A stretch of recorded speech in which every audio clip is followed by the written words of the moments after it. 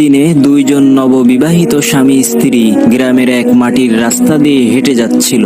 এমন সময় তাদের বিপরীত দিক থেকে একজন বৃদ্ধ দরবেশ হেঁটে আসছিলেন। তাদের পাশ দিয়ে যাওয়ার সময় ভুলবশত সেই দরবেশের পায়ের জুতা থেকে কাদা ছিটে সেই নববিবাহিত সুন্দরী স্ত্রীর দামি পোশাকে লাগলো, যার কারণে পোশাকটা নষ্ট হয়ে গেল।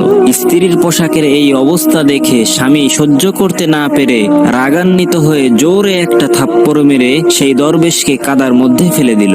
এমন সময় সেই স্বামীর মাথার উপরে বিকট আওয়াজে আকাশ থেকে ঠাটা পড়ল। এতে করে সাথে সাথে সেই নববিবাহিত স্বামী মারা গেল। তখন সেই স্ত্রী কেঁদে কেঁদে দরবেশকে বলতে লাগলেন, হুজুর, আপনার বদদোয়ার কারণে আমার স্বামী মারা গেল।